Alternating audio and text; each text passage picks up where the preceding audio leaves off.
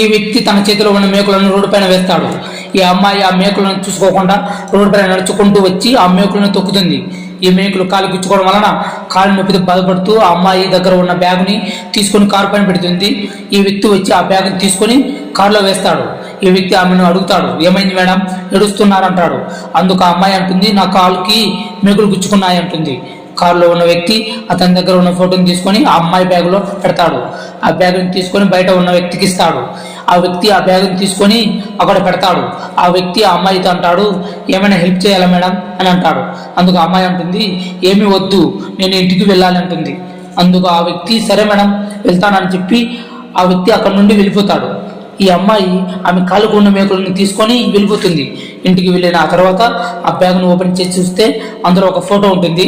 నా భర్త పక్కన ఎవరో అమ్మాయి ఉంది, ఎవరు ఈ అమ్మాయి అనుకుంటుంది. ఆ తర్వాత ఏం జరిగిందో కామెంట్ చేయండి.